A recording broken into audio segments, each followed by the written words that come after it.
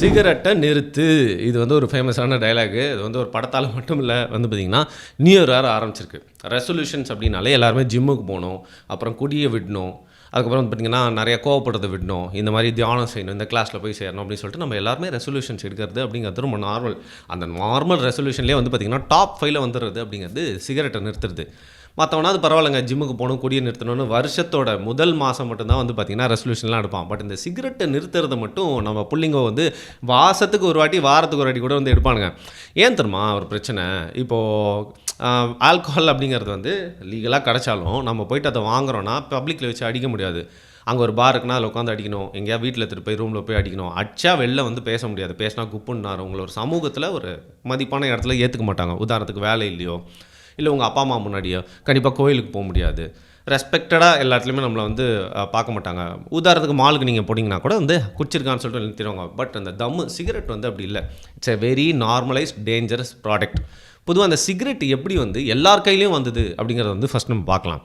80s வரைக்கும் cigarette அப்படிங்கிறது வந்து ரொம்ப மேம்பக்கான மக்கள் தான் அடிப்பாங்க, பணக்காரங்க தான் அடிப்பாங்க அப்படிங்கிற மாதிரி இருந்து, அப்போ வந்து பீடி நம்ம ஊரில் எல்லாருமே அடிச்சிருந்தாங்க, சுருட்டு எல்லாருமே அடிச்சிட்டு இருந்தாங்க.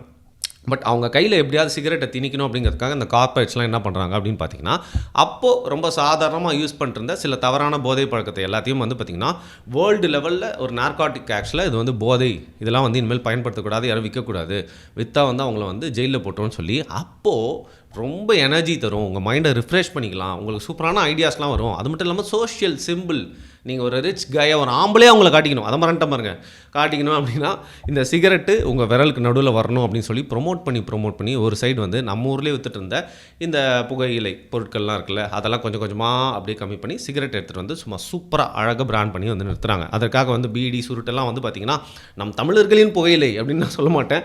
புகைப்பது அப்படிங்கிறது எந்த ரூபத்திலுமே வந்து தவறு தான். பட் இந்த புகையிலையில் இருக்கிறதோட அதிகமான நச்சு அப்படிங்கிறது இந்த சிகரெட்டில் இருக்குது. உதாரணத்துக்கு அதை வந்து கெமிக்கல் இன்ஜினியரிங்கில் அந்த சிகரெட்டில் இருக்க டொபாக்கோ மட்டும் இல்லாமல் அது பார்த்திங்கன்னா ப்ராசஸ் பண்ணுறது மட்டும் இல்லாமல் அதற்கு மேலே இருக்கக்கூடிய அந்த பேப்பரில் தான் வந்து பார்த்திங்கன்னா 1000க்கும் மேற்பட்ட கெமிக்கல்ஸை வந்து இறக்கியிருக்காங்க. அது வந்து சீராக எரியறதுக்கு மட்டும் இல்லாமல் நம்மளுக்கு அந்த ஒரு ஃபீலிங்கை கொடுக்கறது அண்ட் அடிக்ட் ஆக்குற மாதிரியான சப்ஸ்டன்ஸ்லாம் வந்து நிறையா வைக்கிறாங்க. சரி, சிகரெட் வருது, சில பேர்லாம் வாங்கி அடிக்கிறாங்க, ஆனால் வாய் சுடுது, நாத்தம் அடிக்குது. சரி, அப்போ என்ன பண்ணுறான்? சூப்பருங்க, உங்களுக்கு இதான பிரச்சனை, உங்களுக்கு அந்த புகை அந்த ஃபீலிங் மட்டும் உள்ளே போகும், பட் அந்த கரியமலிய வாயு அதுக்கப்புறம் அந்த கெமிக்கல்ஸ்லாம் வந்து பார்த்திங்கன்னா சூப்பராக அப்படியே ஃபில்டர் பண்ணி எடுக்கிறதுக்காக நடுவில் ஒரு பஞ்சை வைக்கிறீங்க. இதில் உங்கள் உதடு சுடாது, உங்கள் கையில் வந்து கம்மியான நாத்தம் வரும், உங்கள் உடம்புக்கும் ரொம்ப நல்லது, சும்மா ஸ்டைலாகவும் இருக்கும், இதை வாங்கி அடிங்கன்னு சொல்லிட்டு அதுக்கப்புறம் அந்த பஞ்சு வச்ச சிகரெட்டும் கொஞ்சம் கொஞ்சமாக வருது. அப்படியும் இவங்க போட்ட அந்த பிளான் அப்படிங்கிறது வந்து பார்த்திங்கன்னா வந்து செட் ஆகலை. அதுக்கப்புறம் தான் பார்த்திங்கன்னா இன்ஃப்ளூயன்சர் மார்க்கெட்டிங். நம்ம நடிகர்கள் எல்லாருமே வந்து பார்த்திங்கன்னா சிகரெட் அடிக்கிற மாதிரி வந்து ஆட் பண்ண வைக்கிறதுன்றது ஒரு ரகம். பட் அவங்க நடிக்கக்கூடிய படங்கள் எல்லாத்தையும் சிகரெட்டை வந்து இன்கார்பரேட் பண்ணி நிறைய சீன்ஸில் வைக்கிறது. அது மட்டும் இல்லாமல் சிகரெட்டை வச்சே பல ஸ்டைல்கள் பண்ணுறது. நான் இப்படிலாம் சொல்கிறப்போ ஒரே நடிகர் தான் அவங்க கண்ணு முன்னாடி வந்து போவார். அவர் மட்டும் இல்லைங்க, அவர் சூப்பராக பண்ணுவார் அப்படிங்கிறனால வந்து பார்த்திங்கன்னா அவர் நிறைய பேர் சிகரெட் அடிக்கிறதுக்காக இன்ஃப்ளூயன்ஸ் பண்ணுறாரு. பட் அவர் மட்டும் இல்லாமல் எல்லா காலகட்டங்களிலும் பல நடிகர்கள் இன்டெரக்டாக அந்த சிகரெட்டை ப்ரொமோட் செய்ய வைக்கப்பட்டார்கள். அந்த காலகட்டத்தில் நிறைய பேர் தெரிஞ்சு பண்ணாங்க, சில பேர் தெரியாமலும் பண்ணாங்க. அந்தளவுக்கு இந்த இண்டஸ்ட்ரி அப்படிங்கிறது ரொம்ப பெருசாக இருந்துச்சு. பட் ரீசெண்டாக வந்து என்னென்னு பார்த்தீங்கன்னா சிகரெட்டை வந்து நானும் ஒரு காலத்தில் சிகரெட் அடிச்சுட்டு இருந்தாங்க. ரொம்ப ஓப்பனாக சொல்கிறேன், சிகரெட்டை வந்து நான் நிறுத்திட்டேன். I'm not a smoker anymore. அந்த விதத்தில் தைரியமாக நான் சொல்லுவேன். ஒரு காலத்தில் வந்து நான் அடிக்கும் போது வந்து பார்த்திங்கன்னா 2000 ரூபா இருந்தது, அப்புறம் 5 ரூபாவும் மாறிச்சு, அப்புறம் 10 ரூபாவும் மாறிச்சு, அப்புறம் அங்கேருந்து அப்படியே விட்டிங்கன்னா பார்த்தீங்கன்னா 18 ரூபா மாறிச்சு. இந்த 18 ரூபா மாறினப்போ என்ன ஒரு நல்ல விஷயம் நடந்துச்சு அப்படின்னு பார்த்தீங்கன்னா, நம்ம பிள்ளைங்க நிறையா பேர் வந்து சிகரெட் தட்டி விட்டு போயிட்டே இருந்துட்டாங்க. இந்த 18 ரூபா மாறதுக்கு முன்னாடியே நான் வந்து விட்டுட்டேன். பேசிக்கலி எனக்கு அது ஒரு ரீசன் தெரியல, ஏன் அடிக்கிறோம்.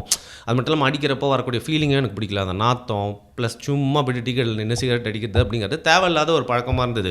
அண்ட் நான் புரிஞ்சுக்கிட்டேன், ஸ்ட்ரெஸ்ஸு டென்ஷன் அப்படிங்கிறது சிகரெட் அடிக்கிற மூலியமாக வந்து குறையாது, தேவையில்லாம் பாக்கெட்டில் இருக்க சில்லறை தான் போகுது அப்படிங்கிறனால விட்டுட்டேன். பட் இந்த 18 ரூபாய் எப்போ ஆச்சோ அப்போ நிறைய பேர் வந்து பார்த்திங்கன்னா பேட்சாக விட்டாங்க. அந்த டைம்லாம் இல்லைங்க, இப்போவும் நிறைய பேர் வந்து டீயை குடிச்சே வாழ்க்கையை ஓட்டிகிட்டு இருப்பாங்க. அது கூடவே இந்த சிகரெட்டு டீயாவது ரொம்ப ஸ்லோவாக விலை ஏறி இன்றைக்கி ஒரு 10 ரூபா 12 ரூபாவில் வந்து நிற்கிது. பட் சிகரெட் அப்படிங்கிறது 10லேருந்து 18 போய்ட்டு ஒரு சங்க் ஆஃப் அமௌண்ட் வந்து கையிலேருந்து போகுது. அதை வச்சு ஒரு பூரியோ ஒரு தோசையாவது வாங்கி சாப்பிடலாமே. நிறைய பேர் வந்து பார்த்திங்கன்னா கரெக்டாக டிசிஷன் எடுத்து இந்த இலை எடுத்த சிகரெட்டை விட்டுட்டாங்க. இப்போ திருப்பியும் வந்து பார்த்திங்கன்னா கலால் வரி அதிகப்படுத்தியிருக்கிறதுனால சிகரெட்டோட விலைகள்லாம் வந்து கூட போதாம். சிகரெட் மட்டும் இல்லாமல் புகையிலை பொருட்களான குட்கா, பான் எல்லாமே. சரி, குட்கா, பான் எல்லாம் தான் நம்ம ஊரில் இல்லீகல் ஆச்சு, அது விலை கூடனா என்ன அப்படின்னு நீங்கள் கேட்கலாம். அதான் எனக்கு ஒன்றுமே புரியல. நம்மளை பொறுத்த வரைக்கும் பார்த்தீங்கன்னா புகையிலை பொருட்கள்லாம் வெளில விற்கவே இல்லை அப்படிங்கிற மாதிரி இருக்கும். பட் ஒரு 5 பங்கு கடையில் ஏறி இறங்குனீங்கன்னா 2 கடையில் கீழேருந்து எடுத்து வந்து கொடுப்பான். இது பல இடங்களில் தெரிஞ்சு தான் வந்து நடக்குது. சில இடங்களில் அதிகாரத்துலேருந்து லஞ்சமும் வாங்கிட்டு இதில் ஒரு பெரிய லாபம் வரதுனால தொடர்ந்து இதை வந்து பார்த்தீங்கன்னா வந்து அலோவ் பண்ணிட்டு தான் இருக்காங்க இல்லீகலி.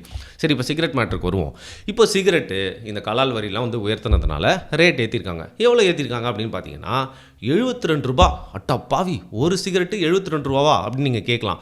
அதுதான் வந்து பார்த்திங்கன்னா வந்து நிறைய பேர்கிட்ட ஒரு தவறான தகவலாக போய் சேர்ந்துருக்கு. ஸோ பேசிக்லி இப்போது கிங்ஸ் மாதிரியான சிகரெட், சாரி எல்லாருக்கும் புரியுன்றதுக்காக அந்த பிராண்டை நம்ம சொல்ல வேண்டியிருக்கு.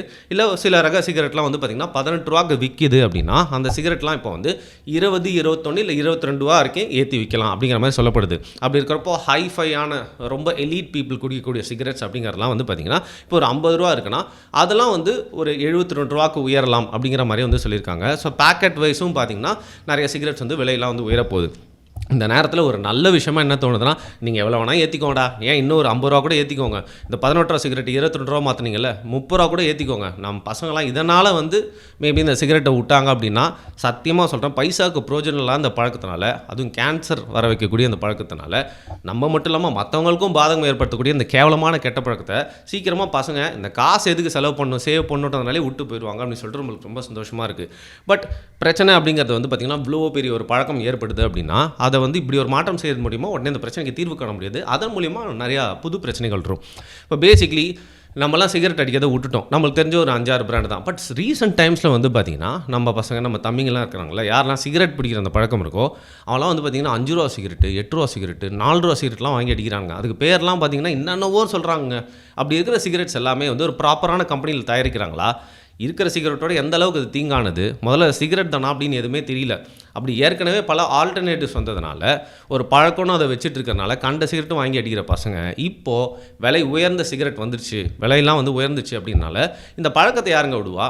இதிலே பார்த்தீங்கன்னா நிறைய கேட்டகரி இருக்குல்ல, அந்த சிகரெட் வாங்கி அடிக்க போகிறான். அது மட்டும் இல்லாமல் கள்ள சந்தையில் நிறையா சிகரெட்டுகள் வந்து புழக்கத்தில் வரும். இதன் மூலியமாக வந்து புகையிலை பழக்கம் உள்ளவங்க எல்லாருக்குமே வந்து கேன்சர் மட்டும் இல்லாமல் இன்னும் கண்டமேனிக்கான டிசீஸு இன்னும் சீக்கிரமாக வரலாம். இது ஒரு ப்ராப்ளமாக இருக்கிற பட்சத்தில் நீங்கள் விலை உயர்த்ததை பற்றி யோசிக்கணும் அப்படிங்கிற மாதிரி வந்து நம்ம ஊரில் இந்த டொபாக்கோ சம்மந்தப்பட்ட இந்த கவுன்சில் எல்லாருமே வந்து ஒரு வலியுறுத்தல் வந்து பண்ணியிருக்காங்க. பட் இன்னொரு பக்கம் அதிகமாக யாருமே வந்து பேசுறதில்ல.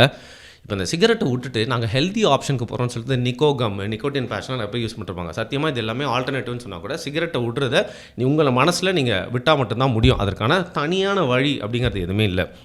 பட் இருக்கிற பிசாசுக்கிட்டேருந்து என்னோட பெரிய பேய்கிட்ட போய் மாட்டிக்கிற மாதிரி நிறைய பேர் வந்து வலின்னு வலிக்கிறது இந்த வேப்ஸ்.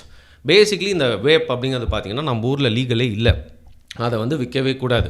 பட் இதற்குன்னு ஒரு சந்தை வந்தாலும் வந்து நிறைய இடங்களில் எப்படி வந்து குட்கா அதெல்லாம் விற்கிறாங்களோ, அப்புறம் வந்து என்னது குல்லிப்பெல்லாம் விற்கிறாங்களோ, அதே மாதிரி இந்த வேப்ஸும் வந்து விற்க ஆரம்பிச்சிட்டாங்க. இந்த வேப்ஸ் வந்து பார்த்திங்கன்னா சாதாரண இல்லை, ஏழைகள் முதல் பணக்காரர்கள் வரை கேட்டகரியாக அந்த வேப்லேயே வந்து பல வகை இருக்குது. அதில் வந்து பார்த்திங்கன்னா நிறையா வந்து ஃப்ளேவர்ஸ் இருக்கிற மாதிரியும் வேப்பு, லைட் எரியும், சில இதில் டைம்லாம் காட்டுதுங்க. நீ எவ்வளோ நல்லா சாவ போகிறன்ற வேப்பே சொல்கிறதுக்காக அந்த டைம் காட்டுது என்னன்னு தெரில. அந்தளவுக்கு வந்து நம்மளுக்கு தேவையே இல்லாத சம்மந்தமே இல்லாத ரொம்ப ஃபேன்சியான வேப்ஸ்லாம் வந்து நிறையா இருக்குது. ஸோ வேப்பை பொறுத்த வரைக்கும் இன்றைக்கு இருக்குது சொல்லுவாங்க, ஆராய்ச்சி அப்படிங்கிறது சிகரெட் லெவலுக்கு பண்ணலை, அதனால் நீங்கள் சொல்லக்கூடிய விஷயங்கள் பாதங்கள்லாம் வந்து மித்ஸாக கூட இருக்கலாம் அப்படின்னு.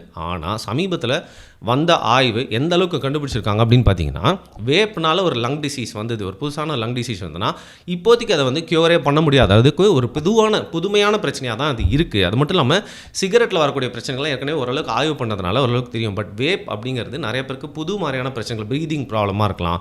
இப்போ பல பேருக்கு வந்து த்ரோட் அந்த வந்து பேசுகிற அந்த தொண்டையே வந்து போயிருக்கு, அந்த சவுண்டே வந்து மாறி இருக்கு. அண்ட் சில பேருக்குலாம் சுவாசத்தில் வந்து ஒரு பெரிய கோளாறு வந்திருக்குன்னு சொல்லிட்டு இந்த இலவெடுத்த வேப்பை நிறைய பேர் வந்து பயன்படுத்த ஆரம்பிச்சிருக்காங்களே. இது வந்து பார்த்திங்கன்னா நிறைய பேர் ஸ்டைலாக வேறு வச்சுக்கிறாங்க, பாக்கெட்லேயே வச்சுக்கிறாங்க.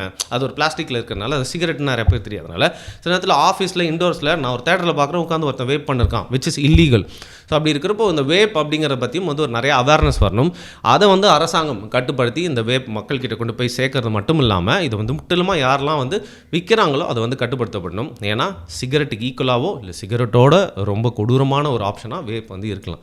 ஸோ பேசிக்லி நம்ம வந்து ஸ்மோக்கிங் அப்படிங்கிறது மனிதனோட நாகரிகத்தில் தொன்று இருந்தாலும் எல்லா காலகட்டங்களிலுமே எல்லா வகையிலுமே அந்த ஸ்மோக்கிங் அப்படிங்கிறது நம்மளுக்கு வந்து கெடுதல் மட்டுமே வந்து கொடுத்துருக்கு. அந்த வகையில் சிகரெட்டோடைய விலையேற்றம் எந்த அளவுக்கான மாற்றங்கள்லாம் கொண்டு வரும் நம்மளுடைய சமூகத்தில் அப்படிங்கிறத பொறுத்திருந்து பார்ப்போம். நன்றி.